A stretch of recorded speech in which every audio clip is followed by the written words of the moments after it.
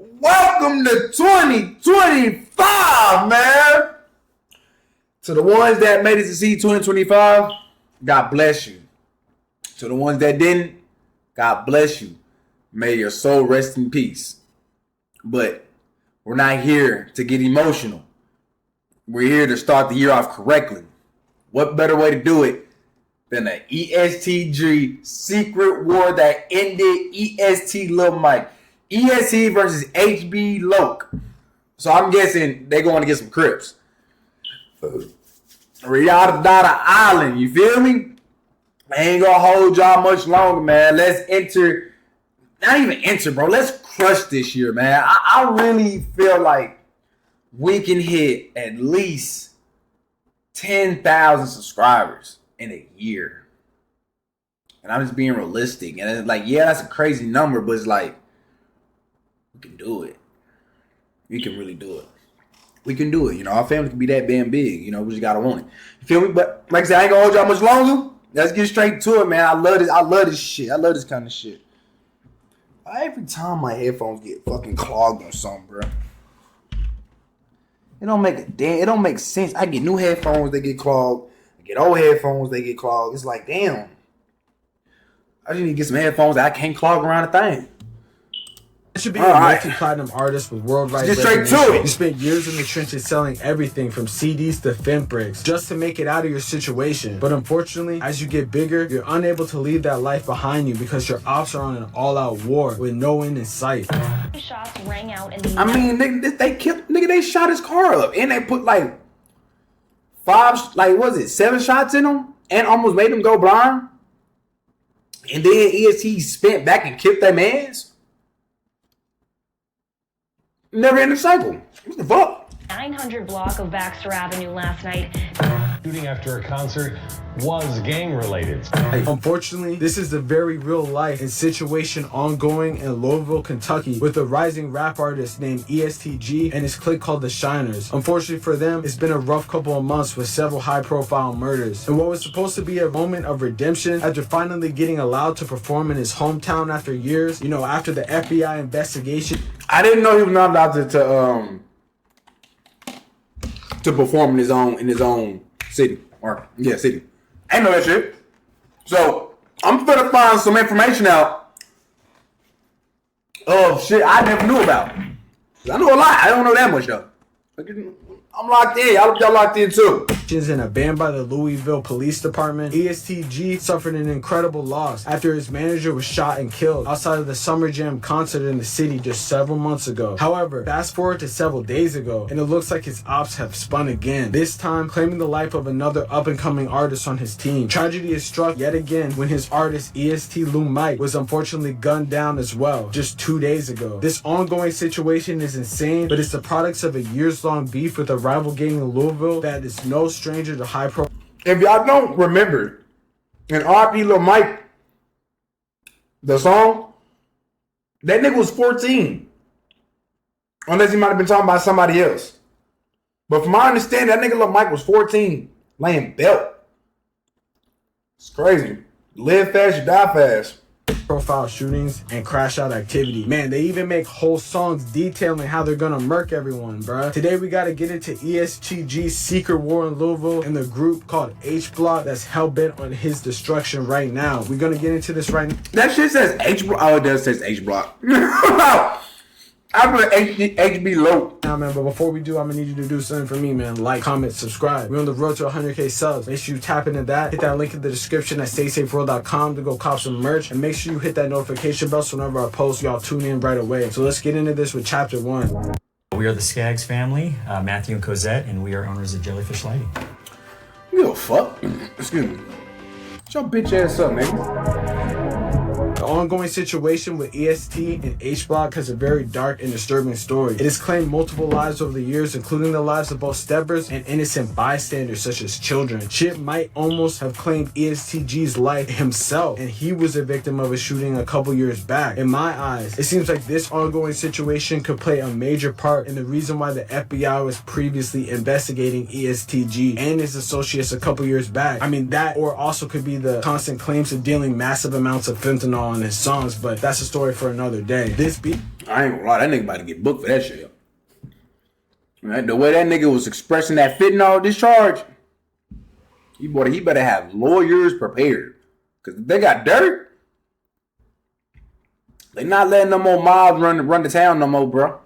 They not letting that shit. And you down south. You know they cook niggas down south, bro. Kentucky.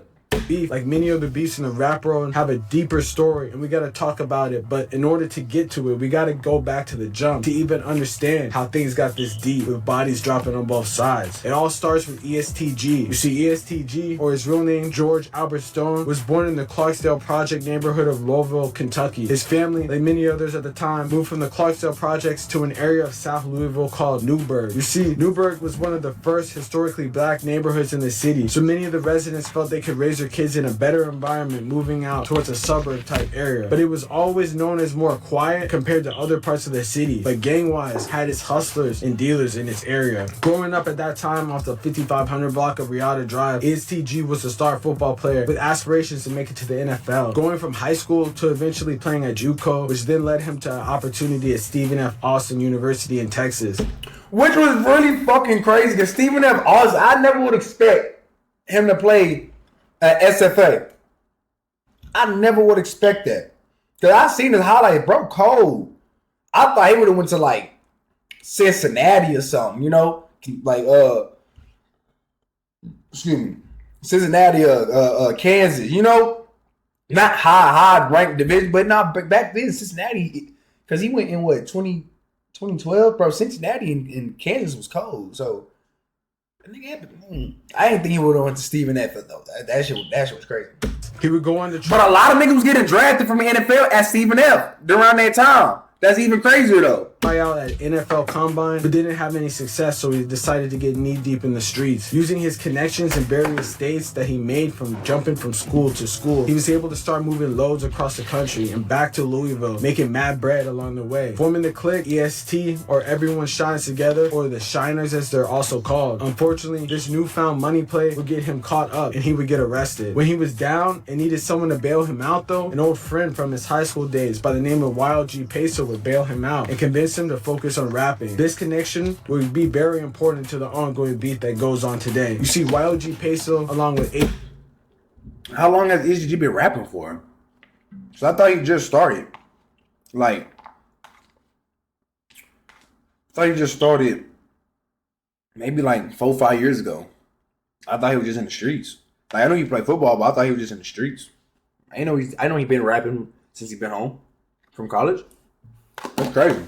Hblocc Duke are associates from the homeless street area of the West End. At first, these groups were all cool with each other between Hblocc and EST. They both were making a name for themselves in the rap scene, spending long nights at the studio for the come up. It was one of these nights in the studio though that would cause a close-knit group of friends to become mortal enemies for years. On July 8th of 2019, the first victim of many would end up losing their life when a disagreement between the two groups turned into a full-out altercation. In the heat of the moment, Hblocc member Big O would unfortunately be gunned down, starting a demonic feud between two of the most active gangs in Louisville. Several months after this incident, He's missing something. Why was he gunned down? I knew he said he had altercation and shit, right? But why was he gunned down? What was the altercation? If you know this much, you must know a little bit more. What was the altercation? also tried to spin in retaliation on EST Gee, and it almost worked. EST Gee was hosting a music video with Sada Baby when his ops pulled up and shot him over 5 times, 4 times in the stomach. Okay. So he didn't just start rapping, right? So he did just start rapping. So this war only been going on. Well, we're in 2024 now. Well, 25. 7 years. So this war is still fresh. And once in his left eye. He unfortunately survived this attempt on his life and kept pushing his music. But it's safe to say that after this gruesome incident, he wasn't going to just let anything slide. And the get back for him would cause a huge amount of controversy with a hit gone wrong that blew up on the news, which we'll get into in chapter 2. The murder of a respected Hblocc member and his daughter caught in the crossfire. Hate YouTube ads? You need this code. No. I feel like I just found a Google cheat code. This code extension lets you block ads. We killing kids, bro? On August 14th, we killing kids, bro. Number one rule in the streets, bro. Kids don't get touched. If you catch a nigga loafing with his kids, his mama or granny, you don't give a fuck about the daddy, but mama or granny, you gotta let him slide, bro. That's cold. You gotta let him slide. That is cold, nigga. That's street code. Gotta let him slide. You can't risk getting the mama hit. You can't risk getting the kids hit. Now, if you in like a white to be fat situation where they killed your auntie, nigga, by all means, nigga, everybody gotta go. Spade for spade. 2020, one of the most crash out incidents I've ever seen in my life would go down. It would just continue the all-out war that's going on in Louisville. Brandon Waddles, aka the real Lil B, would be at his family home with his 3-year-old daughter, Trinity Waddles, chilling while she was playing in her frozen playhouse. Unfortunately for them, all hell would break loose when a car would slowly creep up in the alley. Someone would get out and fire multiple shots into their house, killing them both. You see, Brandon Waddles had close ties to Hblocc and had been getting into a crazy and very federal IG Live feud with a crazy out shooter named Kevin Lawless. One side catch you, boy. Yeah, and I said it on live. Is Kevin Lawler Kato? Like Kato song? Is that him? Or no? Let me know. Hey, you ain't on nothing, bro. On IG Live, that would later be played in court, Waddles would be seen taunting Lawless with a Draco, basically saying he can't wait till he sees him, and brings up Lawless's dead friend. It seems karma eventually got to him when him and his daughter were unfortunately slain. At the time, no one knew the ties that Kevin Lawless had to any other gangs in the city, but people soon became hip to the fact that he had close ties with EST Gee. When a company owned by EST Gee and one of his managers, Eric Mosley, would pay over $100,000 to bail out the accused killer Kevin Lawless. Really, it was apparently a collusion between Atlantic Records because they had an A&R and EST Gee's company. Atlantic Records bailing out killers now? There's more to this story. Nigga, there's more to this story, nigga. If you're getting a record label to bail out your homie, nigga, you're the Green Ripper for real. Cause you know, record labels, they don't like doing all that legal shit, bro. They don't like them, like, yeah, they gonna pay you. Whatever you do with your money, what you do with your money. But them actually getting involved also on a legal situation, less likely to happen. This nigga mouth of work, nigga. That footed the bill, with the A&R allegedly being the person who signed for it. This would get the FBI on EST Gee's radar, and his manager, Eric Mosley, along with many other EST associates, would get arrested in a takedown in 2021. Cash and the FBI, the manager behind Louisville rapper EST Gee, gets busted by the feds. The news of Eric Mosley's arrest brought Trina Waddles to tears. It's a hard thing to even get over. Hell yeah, nigga, you smoke my grandbaby and my son. How fucked up is that? Nigga that did it do deserve life. Nigga deserve a death penalty. Not saying for the nigga, just for the kid alone. Like, whatever you and the dude had going on, y'all know what y'all signed up for. I don't feel bad for him dying. Cause y'all knew the life y'all signed up for. Everybody know when you sign up for this shit, it's life or death. Nigga, ain't no other way out. It ain't no, oh, I'm be 1 foot in, 1 foot out. It ain't none of that, nigga. Either you're gonna be full-fledged in or bitch, you're not in. But the fact that you killed the kid though, can't respect that, bro. That ain't cool. That ain't right. A 3-year-old Trinity Randolph and And she was 3. Baby girl was 3. Baby girl was 3 years old. Hell no. The child's father, Brendan Waddles. Our troubleshooter investigation found Mosley and EST Gee, or George Stone, paid $135,000 to bail out Trinity's accused killer. While many thought that this takedown would take many shooters off the streets and calm the violence, it was far from the case, because the recent slew of violence would continue with multiple people dying on both sides. You damn right, nigga. If you kill my homie and my homie's daughter, oh, bro, no, nigga, it ain't nothing no more, bro. It ain't about riding for my partner. It's about riding for my niece or my nephew at that point. Hell no. The most recent being a very close member to EST Gee, which we'll get into in Chapter 3. Following the raid on EST Gee in 2021, there were several shootings that took out the friends of EST and Get Back that would also take out members of Hblocc. Ever since EST's infamous FBI raid, the police basically banned EST Gee from performing in the city out of fear of retaliatory shootings. Several years later, the city finally agreed to let EST Gee perform at a Summer Jam concert for huge headliners. I guess they thought the amount of people that this event would bring would outweigh the safety concerns. The city agreed to it, and even though a heightened police presence was there to ensure that nothing crazy would go down, something definitely went down. EST Gee's booking manager would be gunned down right outside the venue. The EST Gee Summer Jam concert was held behind me here at the Yum Center on Saturday, but and that's kind of crazy too, though. Like, I ain't gonna lie, I would have never came alone, but I wouldn't have my homies loafing. Like, how is he the only person that got caught? He was loafing. Ain't on point. LMPD's concern and warnings about gang violence connected to the concert started much earlier this year. Louisville police had extra officers outside the KFC Yum Center for Saturday's concert. These are some questions WDRB recently submitted to LMPD's interim chief Paul Humphrey regarding EST Gee. What concerns did the department have before the event? The response, Mr. Stone's validated gang member status and the EST Gee gang's involvement in prior violent crimes that have taken place in our community, paired with the information we received leading up to the concert, is the reason extra security was put in place. Well, nigga, they didn't do their job. So the fact that y'all paid these extra scary ass officers to come do a job, them niggas didn't even fucking do. Them niggas ain't do their job. Them niggas sat there and let this shit happen. Humphrey also told us police shared concerns with the Yum Center as early as April.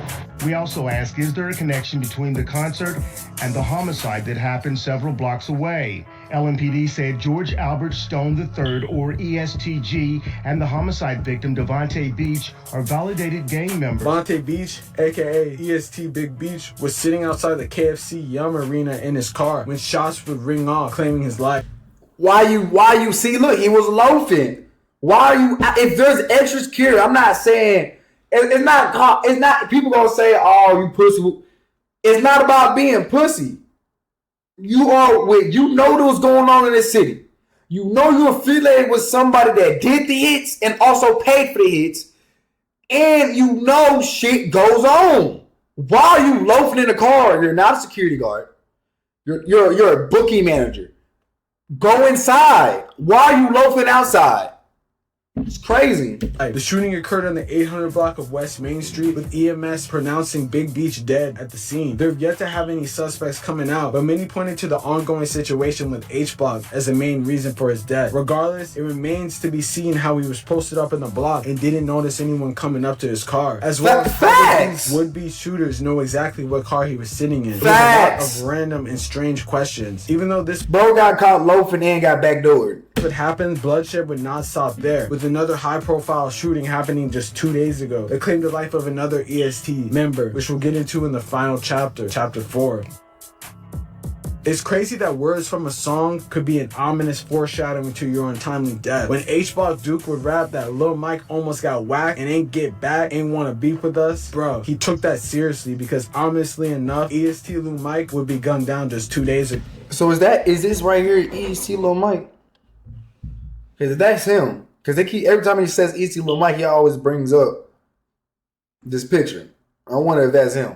It was a violent night in the Highlands. 2 are dead and another is injured in an overnight shooting. It's our top story here on the Night Team. I'm Alex Dieterer. Police say shots rang out in the 900 block of Baxter Avenue last night. WHAS 11's Alexandra Goldberg and photojournalist Aspen Hester have the latest update.